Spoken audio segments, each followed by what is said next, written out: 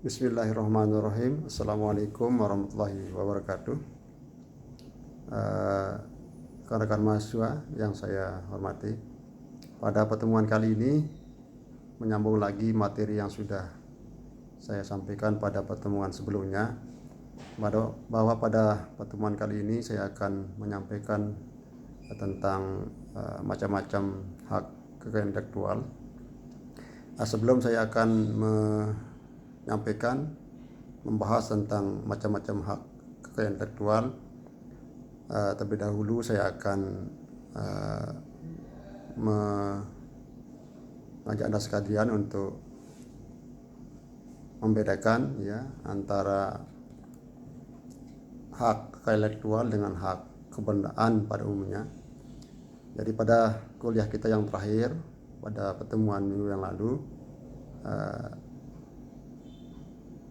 saya berjanji untuk menyampaikan tentang apa beda antara hak kekayaan intelektual dengan hak milik kebendaan pada umumnya. Saudara-saudara sekalian, sebagaimana kita ketahui bahwa HKI itu berkaitan dengan hak hukum atas suatu benda. Jadi HKI itu atau hak kekayaan intelektual itu berkaitan dengan hak hukum atas suatu benda yang tidak berwujud nyata atau imaterial. Jadi HKI ini bersifat imaterial, tidak berwujud nyata atau bersifat imaterial. Contohnya misalnya lagu, lagu itu imaterial, tidak berwujud nyata dia. Termasuk juga musik, kemudian tari, dan lain sebagainya. Itu contohnya imaterial, tidak berwujud lagu misalnya kan, tidak berwujud nyata, artinya tidak bisa dilihat secara, tidak bisa dipegang misalnya, ada wujud bendanya seperti itu. Lagu, musik, kemudian tari. Sedangkan hak milik kebendaan, hak milik kebendaan berkaitan dengan hak hukum atas suatu benda yang berwujud nyata. Ini kebalikannya. Kalau hak milik kebendaan pada umumnya itu berwujud nyata, material. Contohnya misalnya hak milik atas tanah. Hak milik atas tanah memang bersifat material, ada tanahnya berwujud gitu loh, bisa kita pegang, bisa kita lihat, ada berwujud nyata, dia ada fisiknya seperti itu. Hak milik atas tanah misalnya, kemudian atas bangunan juga, itu contohnya. Kemudian hak milik atas mobil misalnya, itu kan mobil itu berwujud nyata, dia bisa dipegang, malah bisa dikendarai kemana-mana sebagai alat transportasi bagi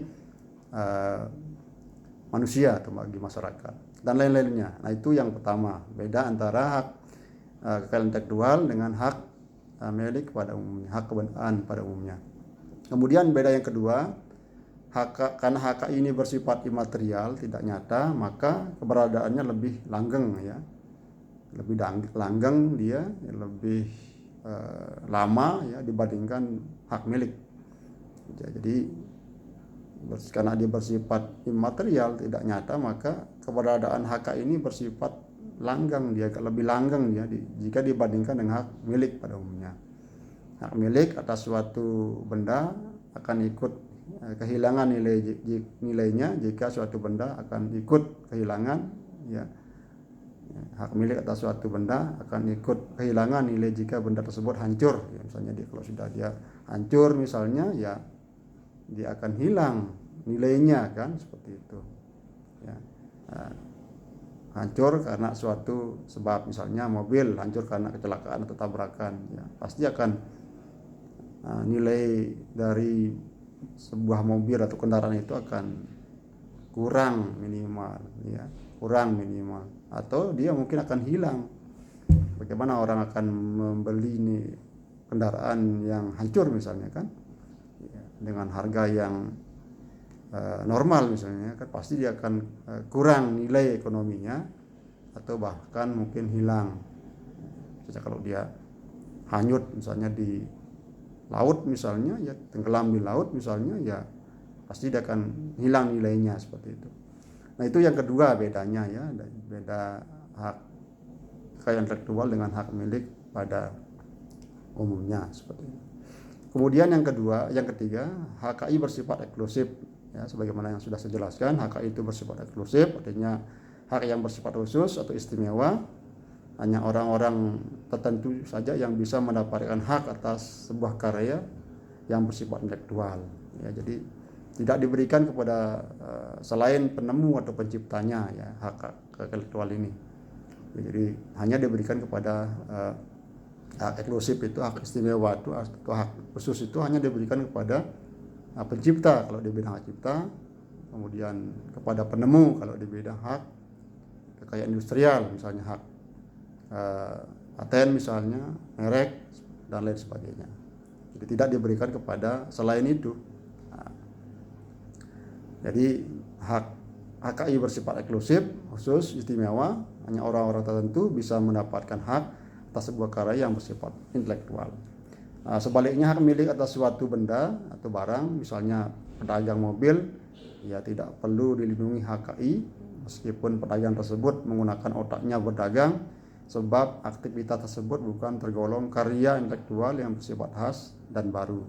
Jadi pedagang mobil hanya mendapatkan pelindungan hukum, ya, berupa hak milik atas mobil yang diperdagangkan. Ya, jadi tidak dia lahir hak intelektual di situ. Kenapa? Karena ya tidak bersifat khas dan baru tadi. Ya, jadi pedagang itu hanya diberikan pelindungan hukum berupa hak milik atas mobil yang diperdagangkannya. Nah, ini bedanya yang selanjutnya.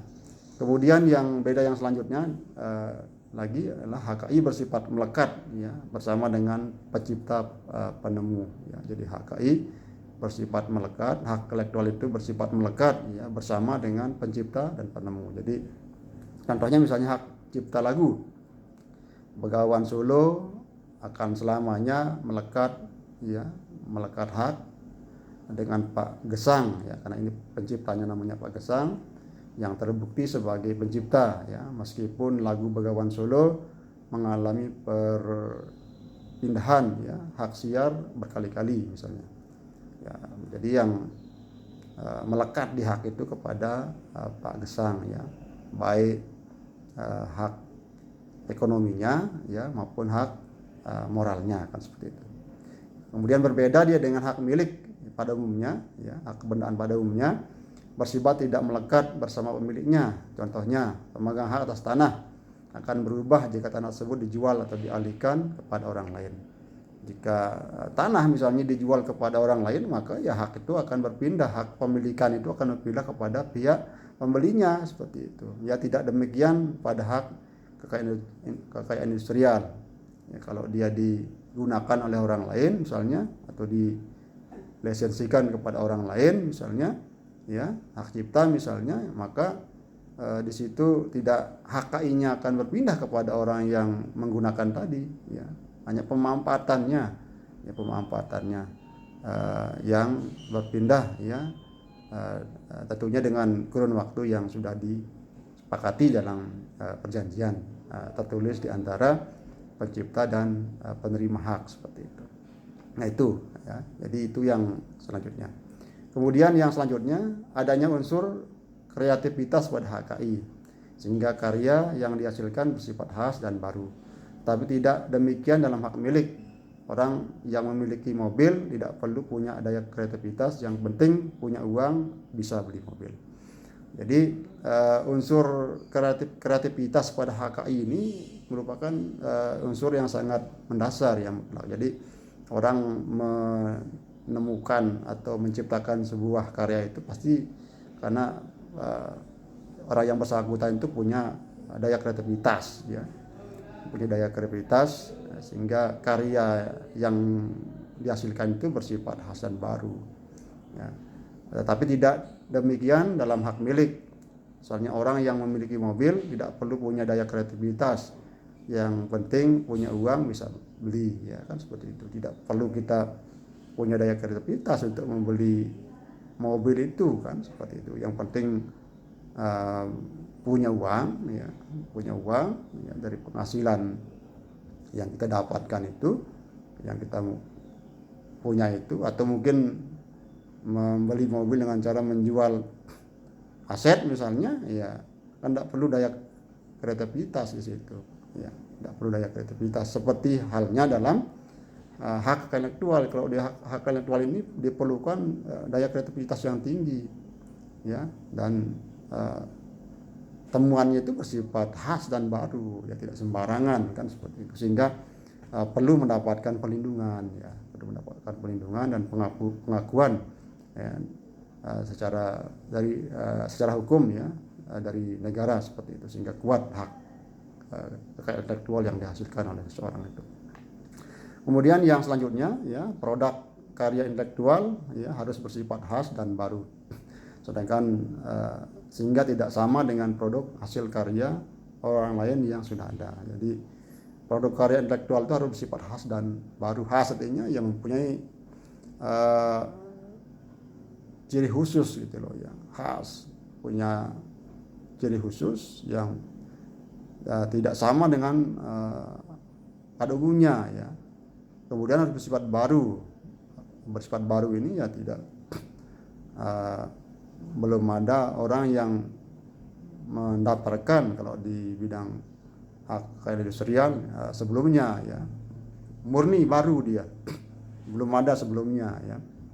Ya, jadi harus bersifat khas dan baru.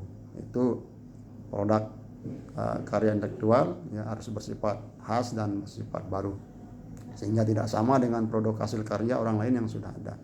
Jadi tidak sama dia dengan produk yang sudah ada, ya, seperti itu. Nah, makanya dikatakan khas dan bersifat baru, ya, atau dalam bahasa yang lain disebut dengan novelty, ya, novelty, baru. Kemudian yang selanjutnya, ya, penyelesaian sengketa perkara HKI melalui pengadilan khusus, ya. Penyelesaian sengketa perkara HKI melalui pengadilan khusus. Ya, jadi dalam perkembangannya memang pengadilan khusus di bidang ekonomi ini, ya, itu diamanatkan kepada pengadilan niaga, ya, termasuk juga sengketa di bidang HKI ini, ya. Jadi yang berwenang, ya, menyelesaikan sengketa di bidang HKI ini, ya, adalah pengadilan niaga, kecuali untuk sengketa di bidang rahasia dagang dan paritas tanaman, ya, kecuali sengketa di bidang rahasia dagang dan paritas tanaman. Ya, sedangkan sengketa kepemilikan hak milik dilakukan melalui peradilan umum, ya. Jadi kecuali rahasia dagang dan paritas tanaman ini penyelesaian sengketanya melalui peradilan umum, ya. Nah, ini yang tentang penyelesaian sengketa, atau beda, ya, dengan hak kekayaan intelektual dengan hak milik pada umumnya, ya. Jadi penyelesaian sengketa perkara HKI melalui pengadilan khusus, pengadilan niaga, kecuali untuk sengketa rahasia dagang dan paritas tanaman. Sedangkan sengketa hak kepemilikan hak milik, ya, sengketa kepemilikan hak milik melalui peradilan umum, contohnya sengketa tanah melalui pengadilan negeri atau PN, ya. Jadi itu bedanya, ya, antara hak intelektual dengan hak milik kebenaran pada umumnya, ya. Sampai dengan penyelesaian sengketanya juga berbeda, ya, dengan penyelesaian sengketa kepemilikan, ya, pemilikan atau penyelesaian sengketa, ada yang penyelesaian sengketa melalui pengadilan niaga, ya, kemudian kecuali rahasia dagang dan paritas tanaman. Sedangkan sengketa kepemilikan hak milik melalui peradilan umum, contohnya sengketa tanah, ya, harus diselesaikan melalui pengadilan negeri, ya, sebagai pengadilan umum, ya, tidak bisa diselesaikan di pengadilan niaga karena khusus dia untuk sengketa-sengketa di bidang ekonomi, ya, termasuk sengketa di bidang hak kekayaan intelektual, kecuali untuk sengketa rahasia dagang dan paritas tanaman. Itu penyelesaian sengketanya di peradilan umum seperti itu. Nah, itu yang selanjutnya adalah pengembangan industri ya kreatif berbasis HKI dapat dilakukan ya meskipun dengan modal sederhana. Contohnya seorang pemusik misalnya pengarang lagu yang kreatif dapat membuat lagu hanya dengan modal kemampuan dan kreativitas dirinya ya. Lagunya punya potensi ekonomis, kemudian disenangi masyarakat ya, banyak pemusik atau pencipta lagu, penyanyi menjadi kaya mendadak misalnya. Ini trennya sekarang ini saudara sekalian, karena di bidang industri kreatif itu banyak ternyata para pengusaha, para penemu ya, pencipta baru itu tidak sedikit yang kaya mendadak gitu loh, karena kreativitas ya, menciptakan sebuah ciptaan tertentu ya di bidang seni ya, di bidang musik misalnya ya, sehingga tidak jarang para penemu pencipta tadi menjadi kaya mendadak ya dengan modal yang sedikit misalnya sederhana, tetapi mempunyai kreativitas yang tinggi, kemudian terkenal dia ya, seperti itu sehingga menjadi kaya mendadak lah kita bilang seperti itu. Nah ini perbedaan-perbedaan yang lainnya. Kemudian kalau kita lihat sekalian, negara-negara yang warga negaranya punya kreativitas dan inovasi tinggi serta menghargai hak kekayaan intelektual ini, akhirnya dapat jadi negara yang maju kemudian sejahtera.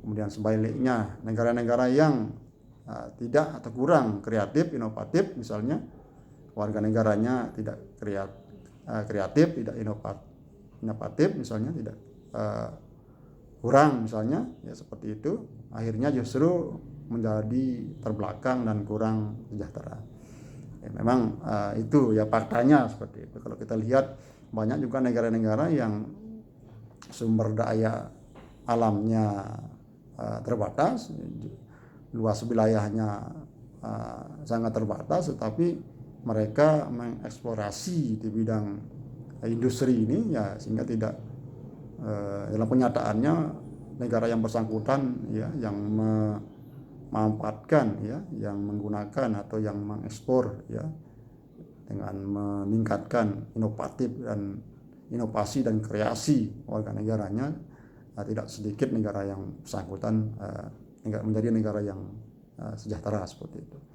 Banyak kita lihat misalnya Korea misalnya kan tidak terlalu besar ya, tetapi mereka itu sangat produktif warga negaranya ya, berkreasi, berinovasi, dari lagu-lagu yang kita bisa lihat misalnya dari Korea itu luar biasa gitu loh, kan mendatangkan pundi-pundi uang yang begitu besar ya, sehingga tidak sedikit ya para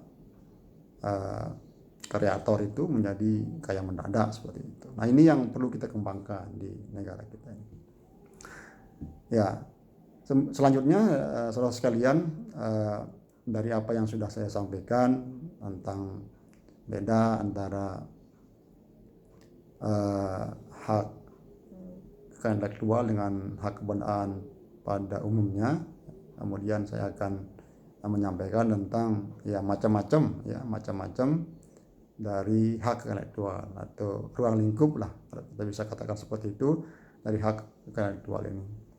Kalau kita lihat ya secara akademis ya, pembagian dari hak kekayaan intelektual ini dibagi menjadi dua. Yang pertama hak cipta atau copyright ya, hak cipta atau copyright.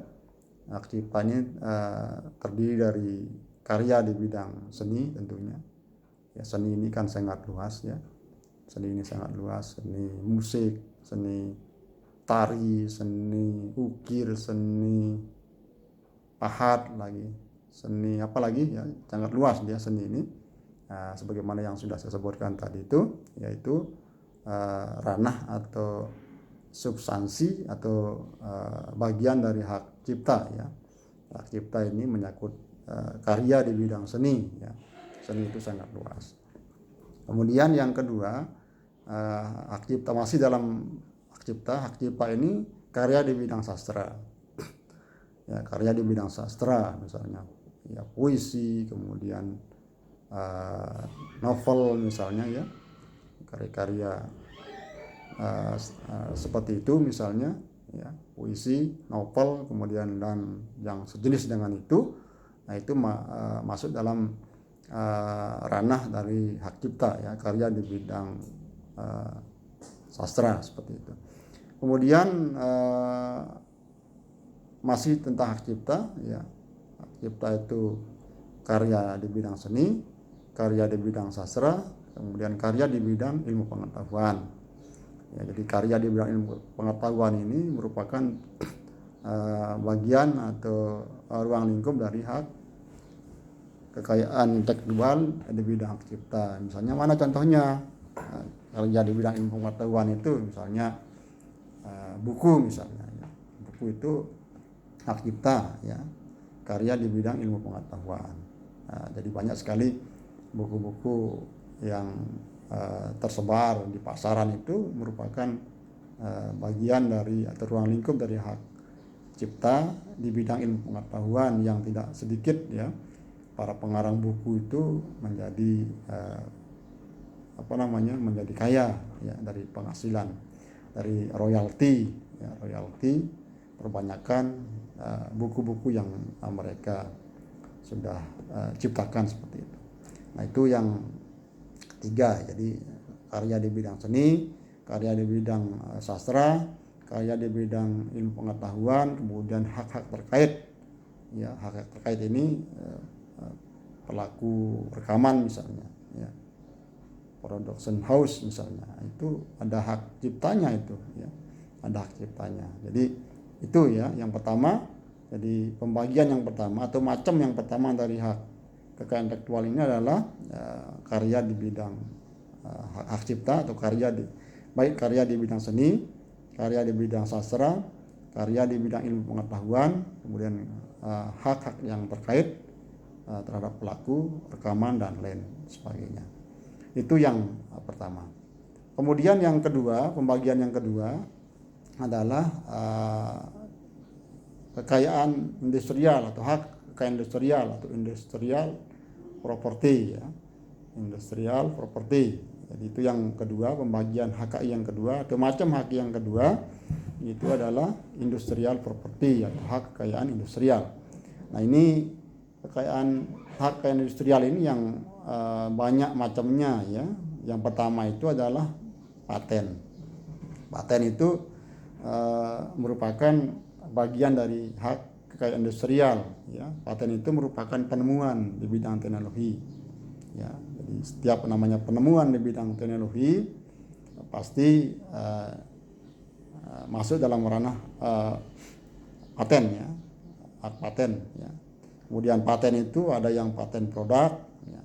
Jadi yang dipatenkan itu yang diklaim oleh pemiliknya adalah produknya ya, atau terhadap proses bekerjanya ya, teknologi ya.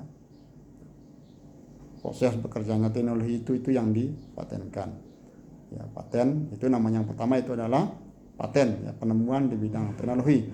Jangan kita sampai salah ya, padahal itu karya di bidang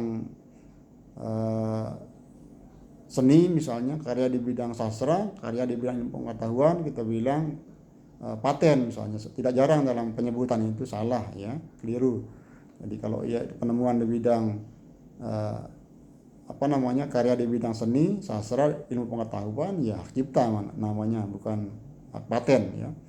Tetapi kalau yang menyangkut tentang teknologi ya pasti namanya hak paten ya, penemuan teknologi ya, baik terhadap produknya ya maupun proses bekerjanya produk tadi atau teknologi tadi, maka itu namanya paten ya. Jadi jangan sampai salah adik-adik sekalian menggunakan istilah dalam keseharian kita akan berbeda implikasinya ya ketika salah kita menggunakan istilah karena substansinya yang berbeda.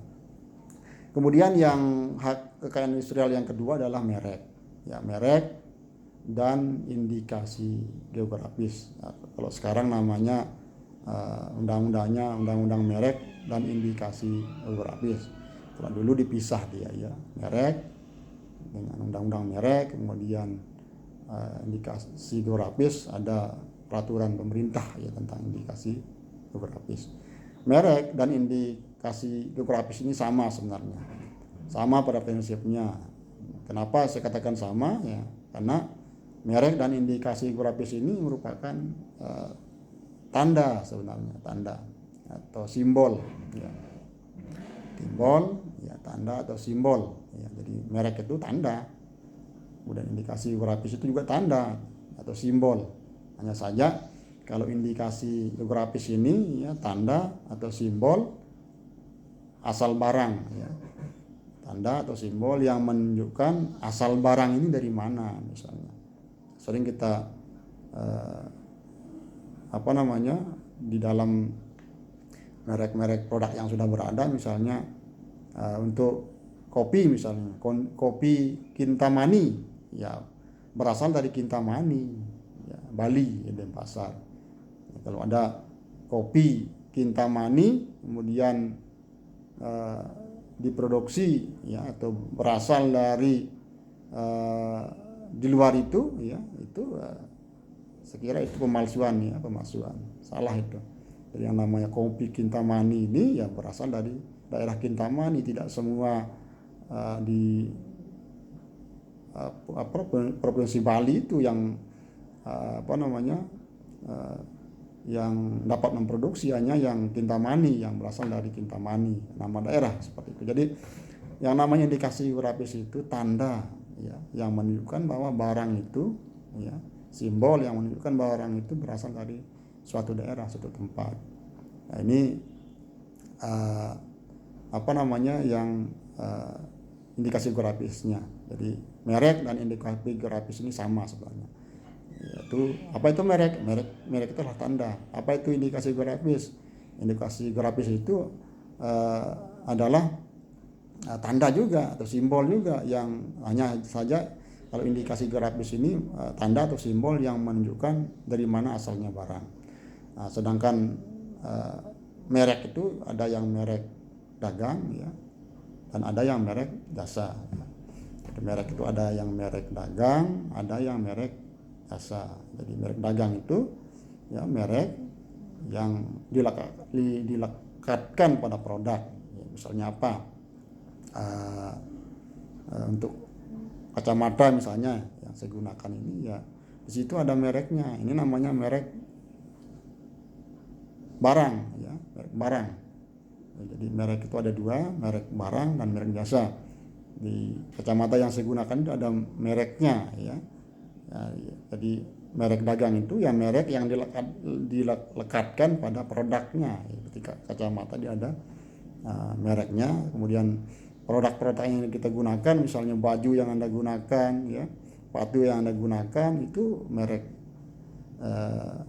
yang dilekatkan pada barang itu namanya merek barang, seperti itu. Kemudian ada merek jasa juga.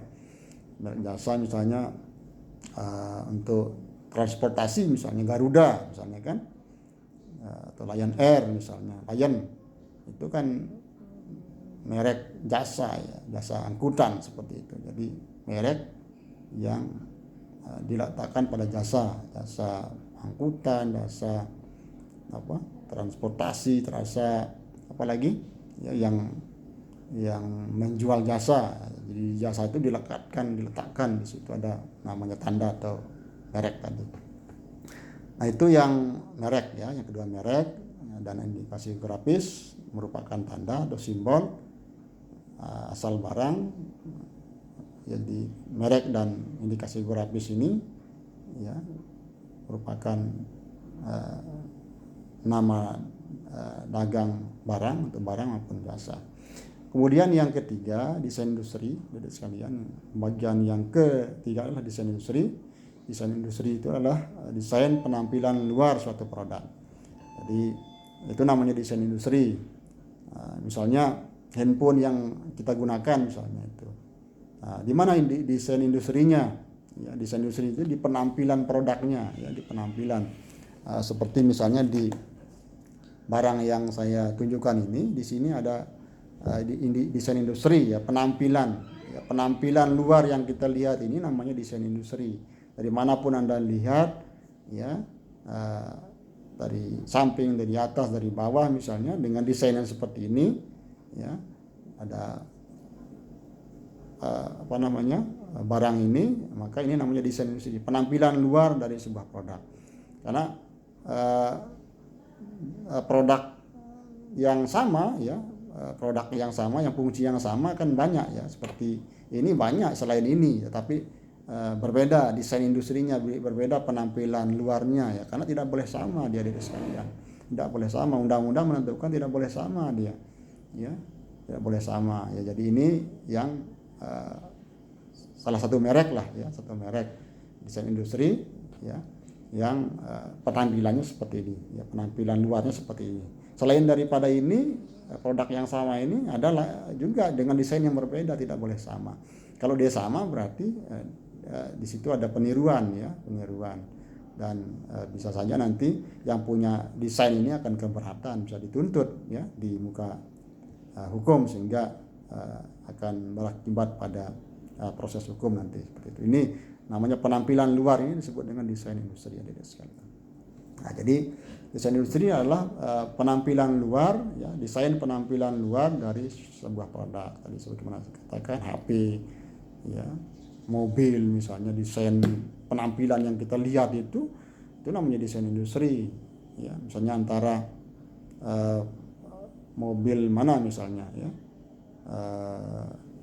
Toyota misalnya, ya, dengan mobil Suzuki misalnya, kan beda dia desain industrinya, penampilan produknya, ya, kecuali di situ ada lisensi misalnya, ya, baru boleh menggunakan desain industri produk tersebut, ya, boleh kalau dia ada lisensi, ada izin, ya, dari pihak pemiliknya, seperti itu yang di desain industri. Kemudian yang keempat, desain tata letak sirkuit terpadu, ya, desain letak sirkuit terpadu ini desain peletakan rangkaian sirkuit terpadu, integrated circuit, desain penampilan dalam suatu produk. Nah, kebalikannya dengan desain industri. Kalau desain industri itu penampilan penampilan luar. Desain industri itu penampilan luar dari sebuah produk, ya, apa yang kita lihat secara fisik, ya, itu desain industri, ya, seperti itu.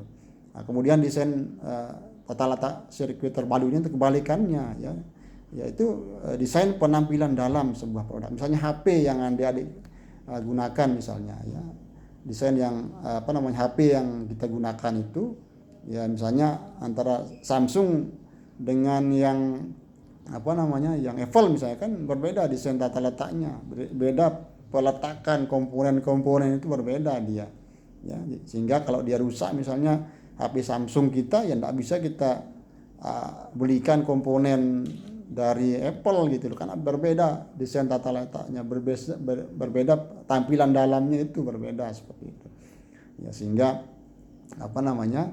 itu desain tata letak sirkuit terpadu, penampilan dalam dari sebuah produk. Kemudian yang kelima, bagian yang kelima dari hak kekayaan industrial adalah rahasia dagang. Rahasia dagang itu merupakan informasi rahasia yang memiliki nilai ekonomi, kemudian dijaga kerahasiaannya oleh pemiliknya. Jadi setiap namanya informasi rahasia yang mempunyai nilai ekonomi, kemudian dijaga kerahasiaannya oleh pemiliknya, makanya disebut dengan rahasia dagang. Tidak setiap rahasia itu dikategorikan sebagai rahasia dagang, tapi rahasia yang dimasukkan di sana informasi di bidang ekonomi, ya. Informasi di bidang ekonomi maupun di bidang teknologi, ya, yang memiliki nilai ekonomi, ya, artinya ada nilai ekonominya di situ, ya. Ketika dia digunakan oleh orang lain misalnya, ya, maka dia akan rugi misalnya, seperti itu. Orang yang bersangkutan akan rugi, ya. Kemudian tidak hanya itu, dijaga lagi kerahasiaannya oleh pemiliknya, tidak disebarkan kepada siapapun, ya, mempunyai nilai ekonomi. Jadi informasi yang punya nilai ekonomi kemudian dijaga kerahasiaannya oleh pemiliknya, tidak diinformasikan kepada siapapun, ya. Contohnya misalnya air minum, produk-produk yang sudah beredar misalnya, ya, Coca-Cola misalnya, Sprite misalnya yang sering Anda minum, Fanta misalnya yang sering Anda minum. Di situ ada namanya ada rahasia dagangnya di situ. Ya, ada informasi rahasia yang tidak boleh diketahui oleh umum. Hanya pemiliknya saja yang mengetahui itu, dan dijaga kerahasiaannya oleh pemiliknya, tidak diinformasikan kepada siapapun. Itu namanya rahasia dagang.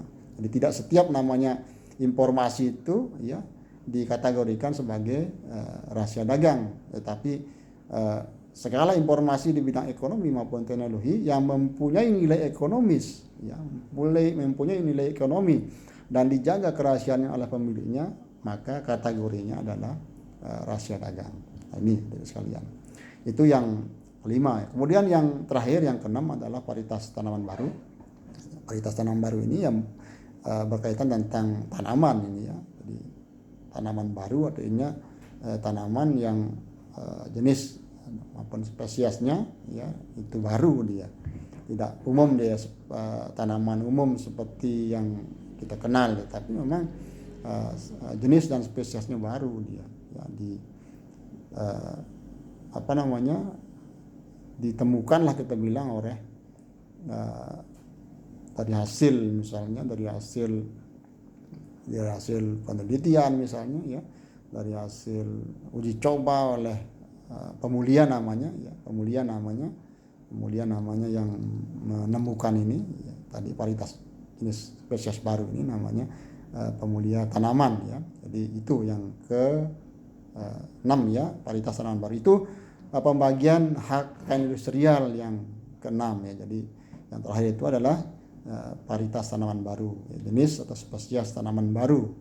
Namun dalam pengelolaannya, ya, menjadi ranah dari Departemen Pertanian, ya, untuk melakukan, misalnya kalau kita mau mendaftarkan, ya ke sana kita, ya, karena dikelola oleh dinas Departemen Pertanian seperti itu.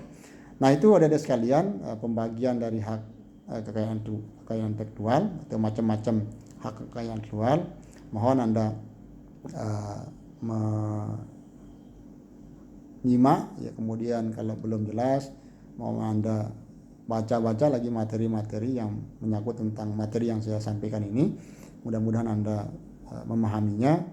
Kemudian mohon pada mahasiswa untuk selalu belajar walaupun dengan menggunakan media internet, ya, yang ada. Sebentar lagi saya akan share materi ini. Mohon Anda menyimak dengan baik. Terima kasih. Assalamualaikum warahmatullahi wabarakatuh.